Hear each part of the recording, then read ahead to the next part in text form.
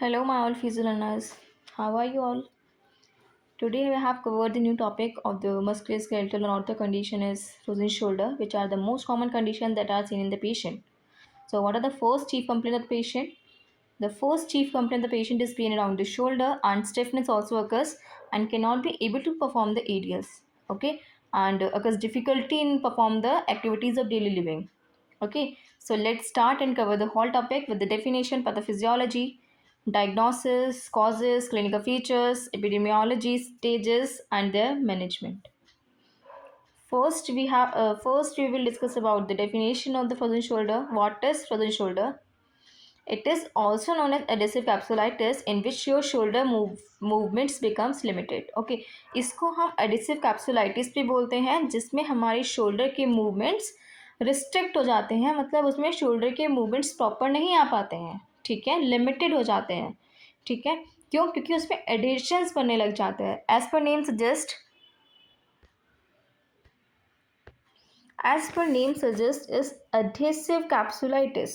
ठीक है, सो adhesive means adhesions बन रहे हैं वहाँ पे, itis मतलब कैप्सूल्स में वहाँ पे क्या हो रही है, इन्फ्लेमेशन स्टार्ट हो रही है, ठीक है.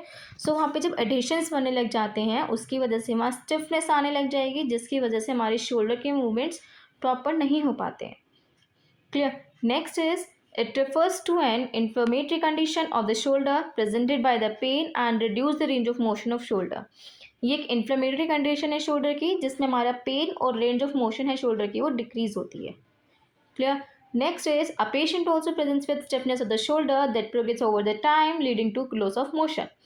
इसमें स्टिफनेस की वजह से शोल्डर में एट द टाइम हमारी ये बढ़ती जाती है, प्रोग्रेस होती है कंडीशन फ्रोजन शोल्डर की. पेन एंड स्टिफनेस इसमें टाइम के साथ साथ इंक्रीज होने लगता है, कॉन्ट्रैक्शंस बनने लग जाते हैं और जिसकी वजह से हमारे यहाँ पे स्टिफनेस अकर्स होगी.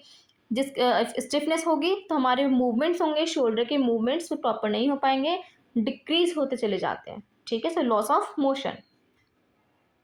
Next is it is categorized by the progressive pain and stiffness and which usually resolves spontaneously after the 18 months.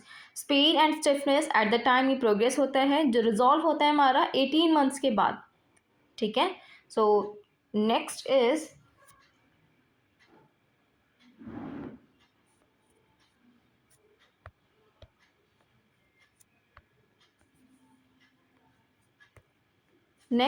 it is a clinical syndrome categorized by the gross restrictions of shoulder movements associated with the contractions and thickening of joint capsules.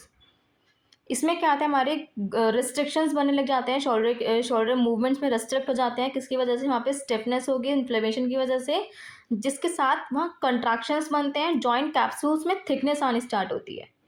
Clear. देखिए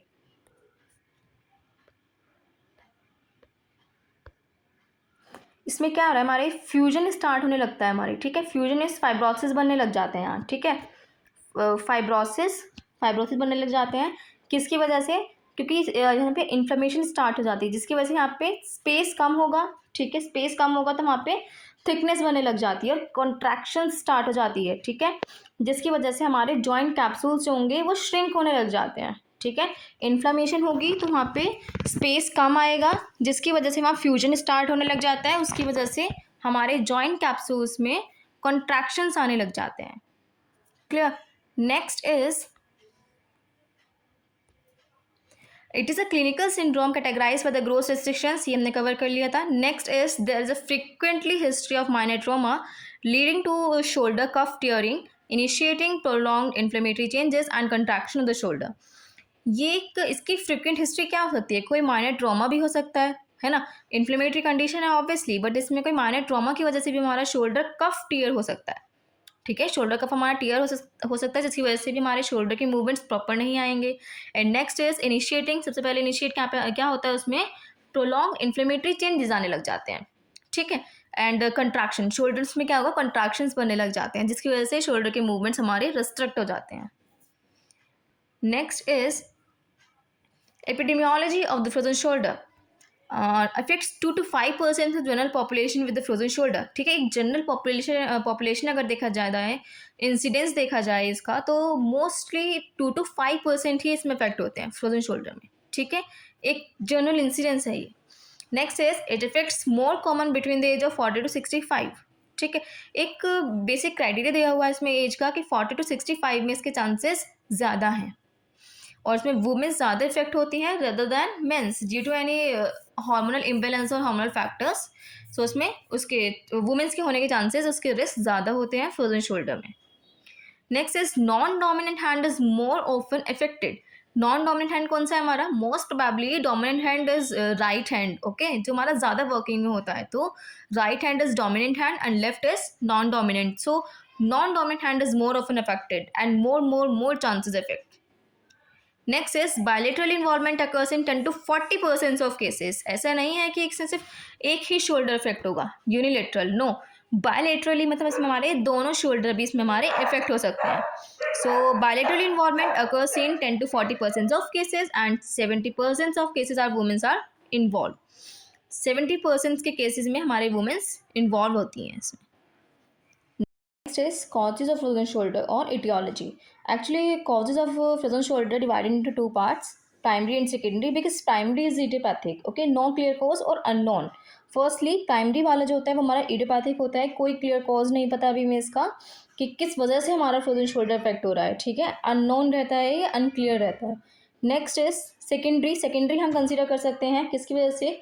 कोई immobilisation तो नहीं है, trauma, advance age and autoimmune condition, कुछ diseases भी होती हैं just like diabetes mellitus, hypothyroidism, hyperthyroidism, okay, hypertension, hypotension, these are the clinic causes of the frozen shoulder, ठीक है, that are affects and womens are most affected rather than mains.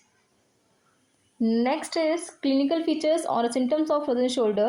Firstly affects with the pain in around the shoulder or upper arm and stiffness, unable to perform the ADLs, sleep disturb होगी, spasm बनेगा and limited range of motion होंगे, inflammation start होगी, contractions बनेंगे, ठीक है, और ADLs नहीं कर पाएगा, जैसे कॉम्ब हो गया, ड्रेसिंग हो गया, ये प्रॉपर नहीं हो पाता है फ्रोजन शोल्डर के पेशेंट में. सबसे बड़ी बात क्या होगा एडियल्स में? पेशेंट हमें सबसे पहले चीफ कंप्लेंट से क्या रहती है पेशेंट की कि हम उसका हाथ जो है वो पीछे तक नहीं ले जा पाता है, ठीक है. अगर हम पेशेंट को कहेंगे कि उसके स्कैपुला को टच करने के लिए, ठीक है, हम थेरेपिस्ट ऑलवेज हमेशा पेशेंट को इंस्ट्रक्ट करेगा कि जैसे थेरेपिस्ट ने बोला कि आप अपना पीछे हाथ तक टच करिए, स्कैपुला तक, ठीक है, तो पेशेंट उसे करने में अनेबल रहेगा, वो प्रॉपर उसे टच नहीं कर पाएगा, ठीक है, तो वो एक्सटेंशन में नहीं ले जा पाता है अपना हाथ, ठीक है, एक्सटेंड नहीं कर पाता है, मूवमेंट्स तो क्लियर होंगे ही नहीं. Next is pathophysiology of frozen shoulder.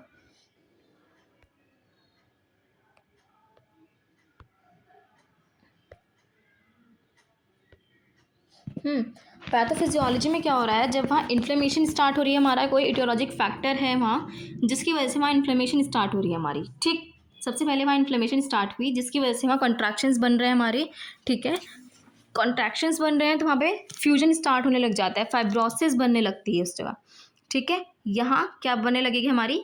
Fibrosis, ठीक है, जिसकी वजह से हमारे जब वहाँ फाइब्रोसिस स्टार्ट होने लगती है, फ्यूजन बनने लग जाता है, एक हमें जॉइंट्स के आसपास ना एक स्कार टिश्यू की लेयर देखने को मिलेगी, ठीक है, वहाँ पे स्कार बनने लग जाएंगे जिसकी वजह से हमारे कैप्सूल्स होंगे वो थिक होने लग जाते हैं, ठीक है, इसके आसपास हमें क्या मिलने लग जाएगी? एक स्कार टिश्यू की लेयर देखने को मिलेगी, ठीक है, यहाँ फ्यूजन स्टार्ट हो रहा है हमारा जिसकी वजह से वहाँ पे स्कार देखने को मिलेगा और हमारे कैप्सूल जो होते हैं वो टाइट होने लग जाते हैं, थिकनेस आने लग जाती है हमारे कैप्सूल्स में, और जब वहाँ पे हमारे कॉन्ट्रैक्शंस बनेंगी, स्पेस कम होगा, इन्फ्लेमेशन भी उसमें इन्वॉल्व होगी, तो ऑब्वियस सी बात है हमारे मूवमेंट्स रिस्ट्रिक्ट होने लग जाते हैं, ठीक है, मूवमेंट्स हमारे क्लियर नहीं आएंगे, लॉस ऑफ मोशन एंड वहाँ पेन होगा, देन स्टिफनेस आएगी जिसकी वजह से हमारा फ्रोजन शोल्डर इफेक्ट होता है. क्लियर. नेक्स्ट इज ये हमारे जैसे सबएक्रोमियल बर्सा हो गया, टेंडन हो गए, लिगामेंट्स हो गए, कैप्सूल्स हो गए, इफेक्ट हो रहे हैं जिसमें हम देखेंगे कि इसमें क्या क्या इन्वॉल्व हो रहा है, ठीक है. फर्स्ट है हमारा सबएक्रोमियल बर्सा.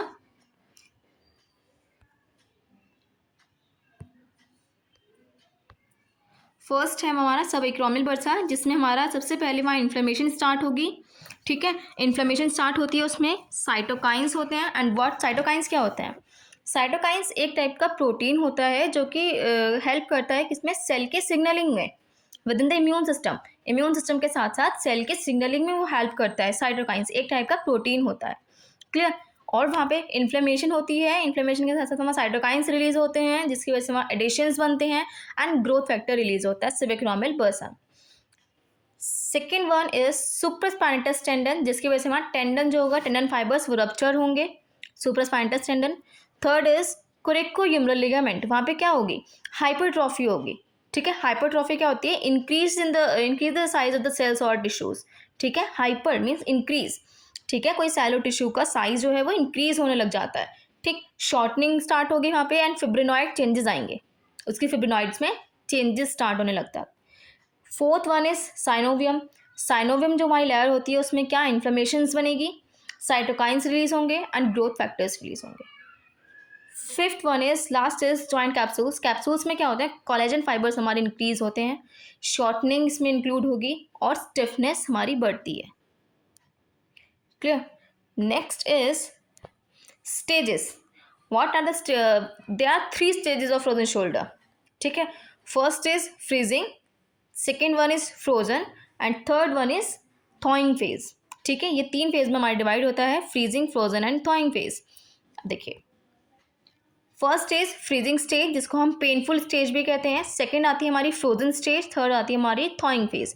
फर्स्ट स्टेज हमारी 6 to 9 वीक्स में स्टार्ट होती है, जिसमें हमारा पेन इंक्रीज होता है धीरे धीरे एंड शोल्डर मोशन जो होते हैं वो ग्रेजुअली जब हमारा पेन इंक्रीज होगा तो वो एट द टाइम हमारे मोशंस हार्डर होते जाते हैं। ठीक है, और इसमें नाइट पेन भी इसमें कंसिडर होता है फ्रीजिंग वाली स्टेज में। क्लियर। फ्रोजन वाली स्टेज में क्या होगा, 4 to 6 मंथ तक होती है ये, जिसमें पेन ज़्यादा हमारा वर्स नहीं होता है, पेन ज़्यादा वर्स कंडीशन में नहीं होता है, लेकिन शोल्डर हमारा फिर भी स्टिफ रहता है और मूवमेंट्स रिस्ट्रिक्ट होंगे। थॉइंग फेज हमारा होता है रिकवरी फेज। ठीक है, जिसमें movements get easier and may eventually return to normal and pain में fades away subside but occasionally recur. ठीक है, जिसमें हमारा पेन तो सबसाइड होने लग जाता है और वापस से शोल्डर जो है अपनी नॉर्मल कंडीशन में आने लगता है। ठीक है, मूवमेंट्स भी उसके ईजी होने लग जाते हैं, बट ऐसा नहीं है कि क्लियर ठीक हो गया है, ये एक एट द ओकेजनल एक टाइम पे ये फिर से हमारा स्टार्ट होने लग जाती है इस फेज। ठीक है, ये हमारी क्या थी,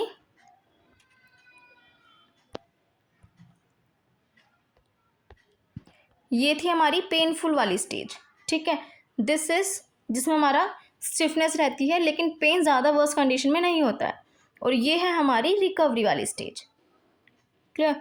next is diagnosis of frozen shoulder, इसको हम सेल्फ एट होम भी इसको हम कंसिडर कर सकते हैं, जैसे डल पेन दिखेंगे शोल्डर में और डिफ़िकल्टी इन डेली एक्टिविटीज़। ठीक है, प्रॉपर उसके एडियल्स नहीं हो पाएंगी। ठीक है, वो देख सकते हैं, क्लिनिकल में हम रेस्ट्रिक्शंस देख सकते हैं पैसिव मूवमेंट्स के साथ, कि पैसिव मूवमेंट्स करा के देखेंगे उसमें भी रेस्ट्रिक्शंस आएंगी and block in the external rotation. सबसे पहले तो वो एक्सटेंशन ही नहीं कर पाएगा और उसमें एक्सटर्नल रोटेशन में भी प्रॉब्लम आएगी। इन्वेस्टिगेशंस में हम क्या करा सकते हैं, उसकी एक्सरे कराएंगे, आर्ट्रोग्राफी कराएंगे जिसमें वॉल्यूम पता लगेगा जॉइंट का, एक एमआरआई करेंगे, एमआरआई कराते हैं जिसमें कैप्सूल्स का पता लगाएंगे हम। ठीक है, थिक उसमें थिकनेस आती है ना कैप्सूल्स में फ्रोजन शोल्डर में, तो वो हमारा एमआरआई में पता लगेगा। Next is special test which are the most important part of the frozen shoulder. Okay, इसके थ्रू हमारे कंफर्मेशन होता है, वैसे हम डायग्नोसिस के थ्रू हम पता लगा लेते हैं, बट ये कंफर्मेशन के लिए है, प्रॉपर कंफर्मेशन के लिए हमारे स्पेशल टेस्ट इंक्लूड होते हैं। There are 2 special tests of frozen shoulder and shoulder shrug test and Apley scratch test. Shoulder shrug test में हम क्या कराते हैं, as per name suggests shrug। ठीक है,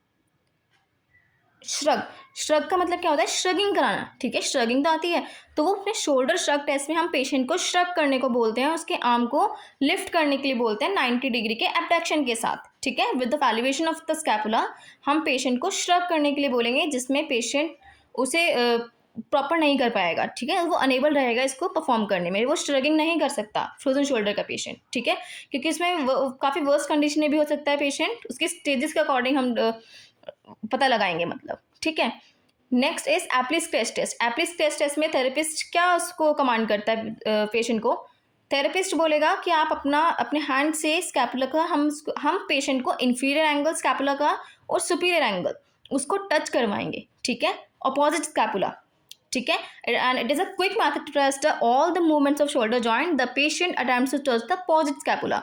हम पेशेंट को अगर वो राइट हैंड से टच कर रहा है तो वो अपोजिट अपना स्कैपुला टच करेगा, सुपीरियर एंगल और inferior angle. This is Apley scratch test. Next and last one is treatment. Treatment of the patient is, इसमें मैंने 3 स्टेज में डिवाइड कर रखा है, इनिशियल स्टेज, सेकेंड फेज और इसका थर्ड फेज। ठीक है, फर्स्टली हम उसका सबसे पहले तो पेन सबसाइड करेंगे, टेंस लगाएंगे, हॉट पैक लगाएंगे, अल्ट्रासाउंड दे सकते हैं विद द ड्रग, टॉपिकल दे सकते हैं एनाल्जेसिक्स के साथ। ठीक है, और सिंपल पेन फ्री एक्सरसाइजेस कराएंगे, उसका पोस्चर को इम्प्रूव करेंगे। ठीक है, पेन उसके इन्फ्लेमेशन को भी हम पैसिव मूवमेंट्स कराएंगे, एक्टिव असिस्टेड एक्सरसाइज कराएंगे, टेपिंग लगा सकते हैं हम उसको। और सेकेंड फेज में हम उसकी शोल्डर की मोबिलाइजेशन स्टार्ट करेंगे, जिसमें हम सबसे पहले जेंटली देंगे। शोल्डर की मोबिलाइजेशन भी हम जेंटली कराएंगे और स्ट्रेचिंग भी। ठीक है, एंड मोबिलाइजेशन देंगे, movements with mobilisation it is a more affected. ठीक है, for the frozen shoulder. And इसमें हम मेटलिन की ग्रेड दे सकते हैं, फर्स्ट एंड थर्ड ग्रेड देंगे मेटलिन का। एंड स्ट्रेचिंग कराएंगे, एक्सरसाइजेस कराएंगे। थर्ड वाले फेज में हमें proper full range of motion लानी होती है, जिसकी वजह से हम काफ़ी सारी एक्सरसाइज कराएंगे, शोल्डर स्ट्रक्स कराएंगे, पेंडुलम एक्सरसाइजेस करा सकते हैं, बैंड एक्सरसाइजेस कराएंगे, शोल्डर रिट्रैक्शन करा सकते हैं, band exercises, cane exercises, they are various types of exercises. ठीक है, शोल्डर एक्सरसाइजेस सारी वो करवाएंगे। और सबसे बड़ी बात, इसमें हम ग्लाइडिंग देंगे। ठीक है, क्या देंगे हम इसको? ग्लाइडिंग देंगे, जिसमें एंटीरियर, पोस्टीरियर, इंफीरियर डिस्ट्रैक्शन के साथ इसमें हम ग्लाइड देते हैं, which are the most effective for the frozen shoulder patient. Clear? And thank you. If you all have liked my lectures, then give me a response and check out all the videos and tell me now next what do you want. If you any want lecture on their topic, then tell me. I will definitely upload a lecture on a topic. Thank you.